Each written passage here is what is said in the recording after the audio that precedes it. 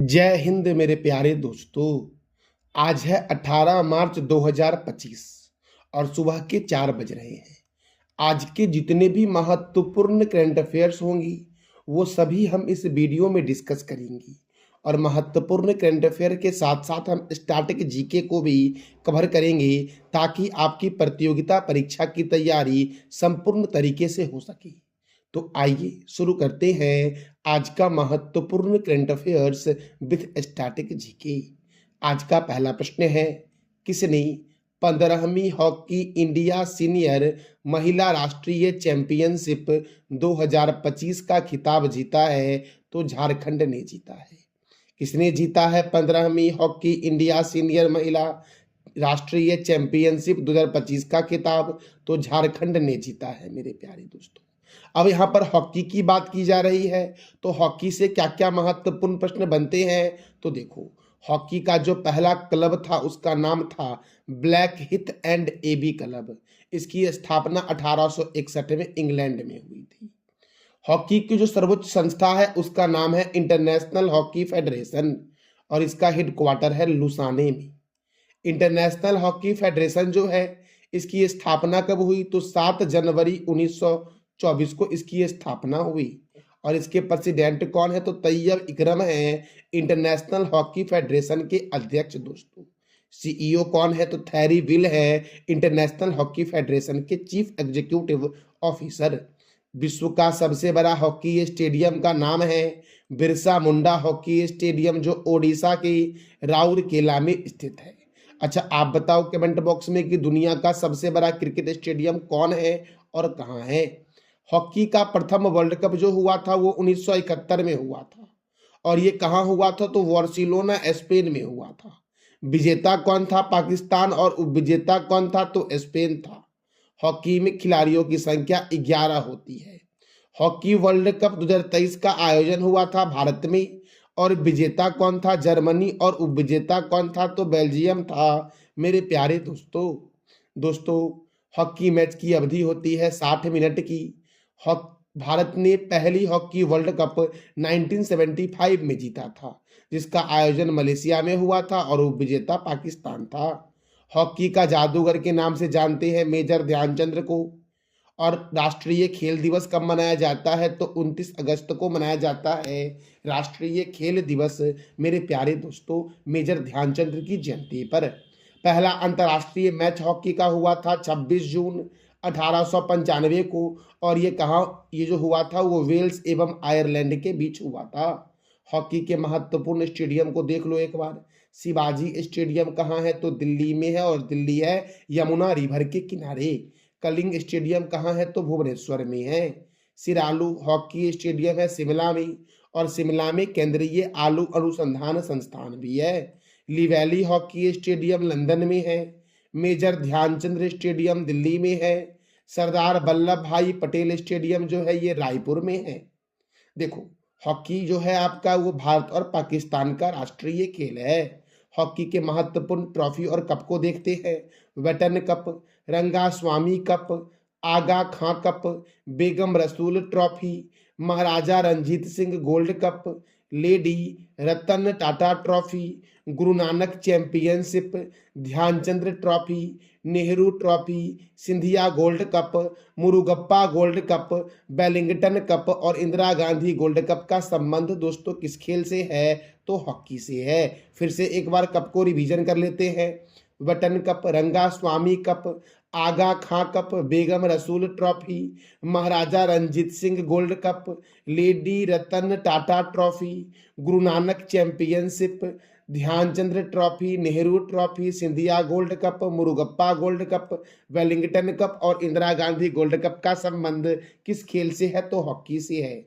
आप बता दो कमेंट बॉक्स में कि दिलीप ट्रॉफी का संबंध किस खेल से है। अच्छा दोस्तों, मैंने अभी तुरंत बताया था ना आपको कि दुनिया का सबसे बड़ा हॉकी स्टेडियम जो है वो बिरसा मुंडा हॉकी स्टेडियम है।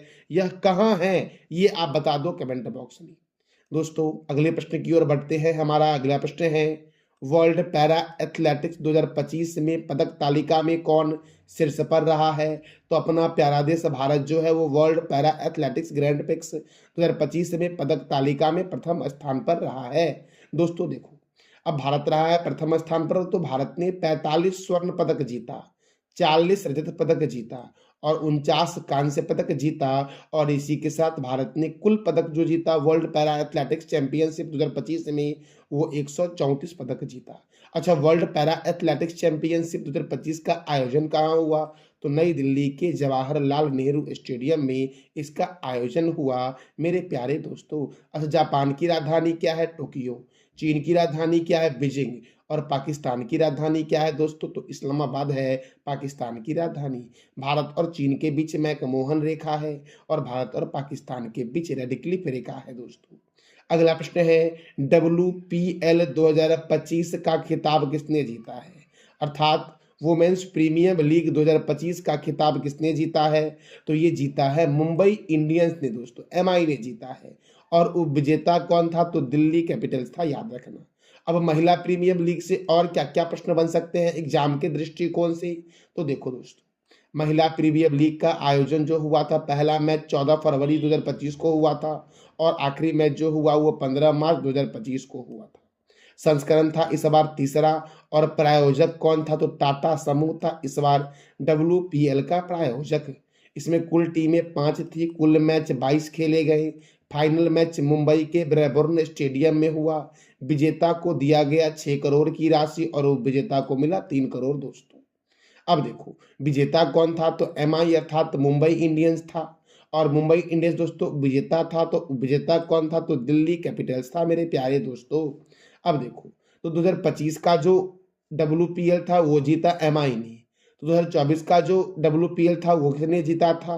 तो रॉयल चैलेंजर्स बेंगलुरु ने जीता था 2024 का महिला प्रीमियर लीग मेरे प्यारे दोस्तों।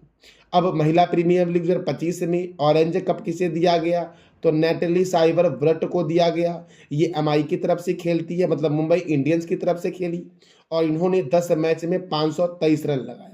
पर्पल कप का अवार्ड दिया गया किसे? तो अमेलिया कर को दिया गया जो मुंबई इंडियंस की तरफ से खेलती है। इन्होंने 10 मैच में कुल 18 विकेट लिए थे, तो इनको पर्पल कप मिला दोस्तों। और क्या क्या प्रश्न बनते हैं महिला प्रीमियर लीग से? तो देखो दोस्तों, मोस्ट वैल्यूएबल प्लेयर का अवार्ड दिया गया नेटली साइबर ब्रट को जो मुंबई इंडियंस से खेलती है। Emerging player of the season का अवार्ड दिया गया अमनजीत कौर को दोस्तों। पावरफुल स्ट्राइकर सीजन का अवार्ड दिया गया चिनेल हेनरी को जो यूपी वॉरियर्स की तरफ से खेलती है। सबसे ज्यादा सिक्स दोस्तों 18 सिक्स जो लगाया गया था वो एरसेल गार्डनर के द्वारा लगाया गया था जो गुजरात जॉइंट्स की तरफ से खेलती है। प्लेयर ऑफ द मैच दोस्तों फाइनल का अवार्ड दिया गया हरमनप्रीत कौर को जो मुंबई इंडियंस की तरफ से खेलती है। Powerful striker of the match का अवार्ड दिया गया अमनजोत कौर को जो मुंबई इंडियंस की तरफ से खेलती दोस्तों इस बार है। तो देखो, सबसे महंगी खिलाड़ी इस बार कौन रही महिला प्रीमियर लीग 2025 में? तो सिमरन शेख रही जिसे 1.90 करोड़ में गुजरात जॉइंट्स ने खरीदा, जीजी ने खरीदा था। अच्छा, BCCI का मुख्यालय कहाँ है? मुंबई में। और BCCI की स्थापना कभी 1928 में। भारत में जो क्रिकेट को कंट्रोल करता है वो BCCI करता है, अर्थात board of control for cricket in India. इसके चेयरमैन कौन है? तो रोजर बिन्नी है BCCI के चेयरमैन। मेरे प्यारे दोस्तों, याद रखना कि इस वीडियो का PDF आपको टेलीग्राम पे मिलेगा जिसका लिंक वीडियो के डिस्क्रिप्शन बॉक्स में है। अगला प्रश्न है, हाल ही में केंद्रीय गृह मंत्री अमित शाह के द्वारा कहाँ लचित बरफुकन पुलिस अकादमी का उद्घाटन किया गया है? तो असम में केंद्रीय गृह मंत्री अमित शाह के द्वारा लचित बरफुकन पुलिस अकादमी का उद्घाटन किया गया है। अब असम में किया गया है तो असम की राजधानी है दिसपुर। असम के गवर्नर कौन है? तो लक्ष्मण प्रसाद आचार्य। असम के मुख्यमंत्री कौन है? हेमंत बिस्वा शर्मा। और असम में राज्यसभा सीट 7 है, लोकसभा सीट 14 है। मानस राष्ट्रीय उद्यान, नमेरी राष्ट्रीय उद्यान, राजीव गांधी औरंग राष्ट्रीय उद्यान, चक्रशिला वन्य जीव अभ्यारण्य, नामबोर वन्य जीव अभ्यारण्य, देहिंग पटकाई राष्ट्रीय उद्यान, पोबा वन्य जीव अभ्यारण्य, रायमोना राष्ट्रीय उद्यान असम में है। काजीरंगा राष्ट्रीय उद्यान एक सिंग वाला गेंडा के लिए प्रसिद्ध है जो असम में है। विश्व का सबसे बड़ा नदी द्वीप है मांजुली जो असम में है। और असम जो है वो असम का जो मुख्य लोक नृत्य है वो बिहू है मेरे प्यारे दोस्तों। गोपीनाथ बारदोली अंतरराष्ट्रीय हवाई अड्डा गुवाहाटी में है। Doctor Bhupen Hazarika cricket stadium Guwahati में है। असम के प्रमुख झील दोस्तों देख लेते हैं एक बार। हफलौंग झील, चडुम्बी झील, दिघाली पुखरी झील, शिवसागर झील, तमरंगा झील, डिगबोई झील, दीपोर बिल और सोनबिल जो है वो असम में है। अगला प्रश्न है क्यूएस वर्ल्ड यूनिवर्सिटी रैंकिंग 2025 में कौन सी यूनिवर्सिटी पहले स्थान पर है? तो MIT दोस्तों क्यूएस वर्ल्ड यूनिवर्सिटी रैंकिंग 2025 में प्रथम स्थान पर है। अब MIT प्रथम स्थान पर है तो MIT का फुल फॉर्म क्या है? मैसाचुसेट्स इंस्टीट्यूट ऑफ टेक्नोलॉजी दोस्तों, जो अमेरिका की संस्था है। और दूसरे स्थान पर कौन है? तो इंपीरियल कॉलेज जो लंदन इंग्लैंड में है।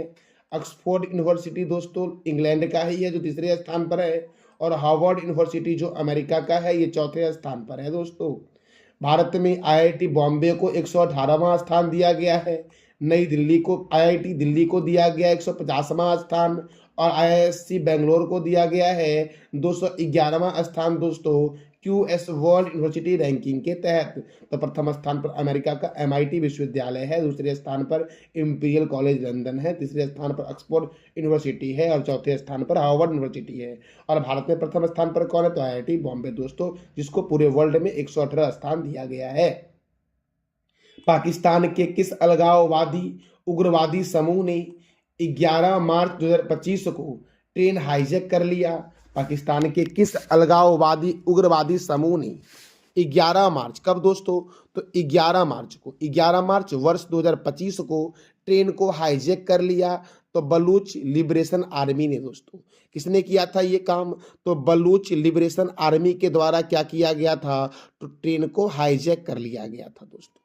अब बलूच लिबरेशन आर्मी के द्वारा किया गया था। तो देखो दोस्तों, अब ट्रेन का नाम था जाफर एक्सप्रेस। जाफर एक्सप्रेस को बलूचिस्तान प्रांत पाकिस्तान में 11 मार्च 2025 को हाईजैक कर लिया गया। जाफर एक्सप्रेस पाकिस्तान के क्वेटा से पेशावर जा रही थी। बलूच लिबरेशन आर्मी ने बोलन इलाके में ट्रेन पर हमला किया था और ट्रेन को हाईजैक कर लिया था। बलोच लिबरेशन आर्मी अर्थात BLA की प्रमुख मांग यह है कि पाकिस्तान से अलग होकर बलूचिस्तान देश का गठन करना। इसीलिए बलूच लिबरेशन आर्मी जो है वो बार बार पाकिस्तान का विरोध करती है। और इस बार क्या किया? तो जाफर एक्सप्रेस दोस्तों जो पाकिस्तान में क्वेटा से पेशावर जा रही थी उसको बोलान इलाके के पास क्या कर लिया? तो हाईजैक कर लिया था। अब देखो, बलूचिस्तान से होकर चीन का China Pakistan economic corridor project गुजरता है, जो लगभग $500 अरब वाले इस प्रोजेक्ट का बलूच आर्मी जो है वो विरोध करती है। अब देखो, अब ये जो चाइना पाकिस्तान इकोनॉमिक कॉरिडोर है इसको शॉर्ट में बोलते हैं CPEC। तो CPEC का उद्देश्य क्या है? तो दक्षिण पश्चिम पाकिस्तान से चीन के उत्तर पश्चिमी स्वायत्त क्षेत्र सिंजियांग तक ग्वादर बंदरगाह तक रेल और हाईवे के माध्यम से तेल और गैस की कम समय में वितरण करना, यही उद्देश्य है चाइना पाकिस्तान इकोनॉमिक कॉरिडोर का, जिसका विरोध कौन कर रही है? तो ये कर रही है बलूच आर्मी मेरे प्यारे दोस्तों। और ये इसी सब के कारणों से क्या हुआ? तो बलूच आर्मी ने क्या किया? तो जाफर एक्सप्रेस को बलूचिस्तान प्रांत पाकिस्तान में 11 मार्च 2025 को हाईजैक कर लिया था। तो पाकिस्तान की राजधानी तो इस्लामाबाद है। पाकिस्तान के प्रधानमंत्री कौन है? तो इसका जवाब दे दो आप कमेंट बॉक्स में मेरे प्यारे दोस्तों।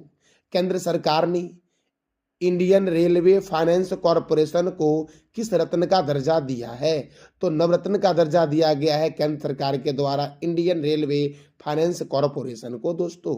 देखो दोस्तों, अब जो इंडियन रेलवे फाइनेंस कॉरपोरेशन है इसकी स्थापना दिसंबर 1986 में हुई।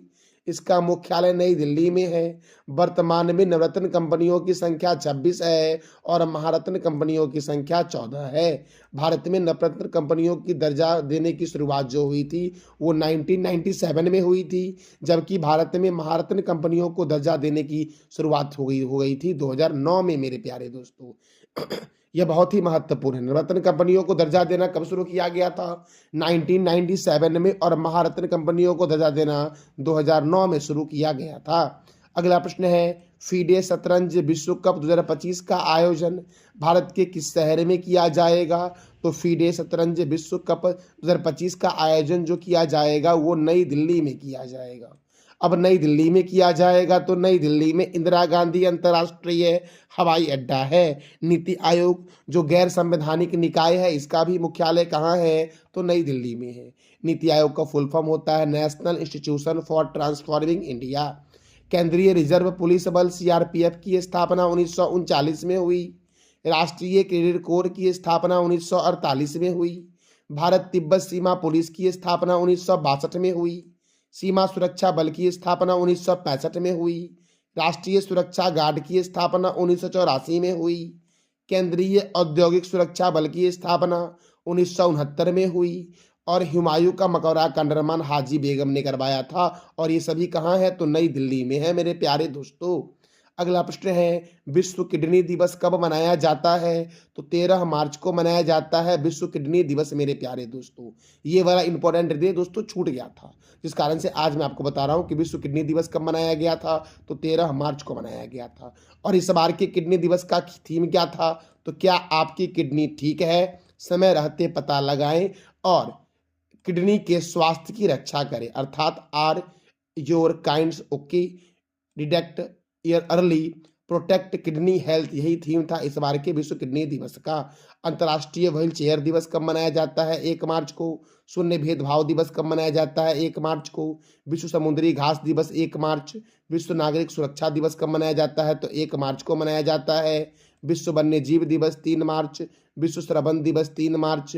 विश्व मोटापा दिवस 4 मार्च। जन औषधि दिवस 7 मार्च। अंतर्राष्ट्रीय महिला दिवस 8 मार्च। और इस बार के महिला दिवस का थीम था एक्सीलरेट एक्शन दोस्तों। राष्ट्रीय महिला दिवस 13 फरवरी को मनाया जाता है।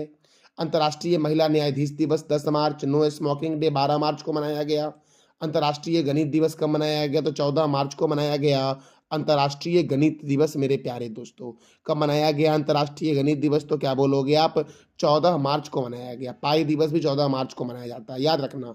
नो स्मोकिंग डे मेरे प्यारे दोस्तों मार्च महीने के दूसरे बुधवार को मनाया जाता है। और इस बार जो मार्च महीने का दूसरा बुधवार हुआ था वो 12 मार्च को हुआ था। ये बात आप नोट कर लेना, याद रखना दोस्तों। नदियों के लिए अंतर्राष्ट्रीय कार्रवाई दिवस कब मनाया गया, 14 मार्च को। विश्व निद्रा दिवस कब मनाया गया, 14 मार्च को। विश्व उपभोक्ता अधिकार दिवस कब मनाया गया, तो 15 मार्च को मनाया गया। अगला प्रश्न है, उत्तर प्रदेश सरकार ने कहाँ देश का पहला अस्थायी कलाग्राम स्थापित करने का निर्णय लिया है, तो प्रयागराज में दोस्तों देश का पहला अस्थायी कलाग्राम स्थापित करने का निर्णय लिया गया है उत्तर प्रदेश के द्वारा दोस्तों। अब उत्तर प्रदेश के द्वारा लिया गया है, तो उत्तर प्रदेश की कैपिटल क्या है, लखनऊ। उत्तर प्रदेश के चीफ मिनिस्टर हैं योगी आदित्यनाथ। उत्तर प्रदेश के गवर्नर हैं आनंदीबेन पटेल। यहाँ पर राज्यसभा 31 है, लोकसभा 80 है। दुधवा राष्ट्रीय उद्यान, हस्तिनापुर वन्य जीव अभ्यारण्य, रानीपुर वन्य जीव अभ्यारण्य, चंद्रप्रभा वन्य जीव अभ्यारण्य, सुर सरोवर वन्य जीव अभ्यारण्य, बखीरा वन्य जीव अभ्यारण्य, पीलीभीत राष्ट्रीय उद्यान, अमानगढ़ बाघ रिजर्व, लाख बहोसी अभ्यारण्य उत्तर प्रदेश में है। राष्ट्रीय राजमार्गों का चौराहा कानपुर में है। नवाबों का शहर लखनऊ में है। उत्तर भारत का मानचेस्टर कानपुर में है। ध्यानचंद स्टेडियम लखनऊ में है। ग्रीन पार्क स्टेडियम कानपुर में है। भारतीय चीनी तकनीकी संस्थान कानपुर में है। भारतीय दलहन शोध संस्थान कानपुर में है। औद्योगिक विश्वविज्ञान अनुसंधान केंद्र लखनऊ में है। केंद्रीय औषधि अनुसंधान केंद्र लखनऊ में है। केंद्रीय वनस्पति अनुसंधान केंद्र लखनऊ में है। बीरबल सहनी जीवाश्म विज्ञान संस्थान लखनऊ में है। सिडबी का हेडक्वार्टर लखनऊ में है और सिडबी की स्थापना 2 अप्रैल 1990 को हुई। चौधरी चरण सिंह अंतर्राष्ट्रीय हवाई अड्डा लखनऊ में है। लाल बहादुर शास्त्री अंतर्राष्ट्रीय हवाई अड्डा वाराणसी में है। वाल्मीकि अंतर्राष्ट्रीय हवाई अड्डा कहाँ है दोस्तों, तो अयोध्या में है वाल्मीकि अंतर्राष्ट्रीय हवाई अड्डा। और अयोध्या कौन से नदी के किनारे है, तो इसका जवाब दे दो आप कमेंट बॉक्स में। ये था हमारा आज का महत्वपूर्ण current affairs with static GK. कल मैंने आपसे पूछा था कि पयोधी मिल्क बैंक का शुभारंभ कहाँ हुआ है, तो एम्स दिल्ली में हुआ है। सैयद आबिद अली का संबंध किस खेल से है, क्रिकेट से है। नागार्जुन सागर बांध किस नदी पर बना है, तो कृष्णा रिवर पर बना है। आज का आपका 3 प्रश्न है, अंतर्राष्ट्रीय गणित दिवस कब मनाया जाता है। सीमा सुरक्षा बल की स्थापना कब हुई, और महिला प्रीमियर लीग 2025 का खिताब किसने जीता है। तो इस तीनों प्रश्नों का जवाब दे दो कमेंट बॉक्स में आप मेरे प्यारे दोस्तों। ये था हमारा आज का महत्वपूर्ण current affairs with static GK. जानकारी अच्छी लगी तो चैनल को लाइक करें, शेयर करें और सब्सक्राइब करें। थैंक यू सो मच मेरे प्यारे दोस्तों।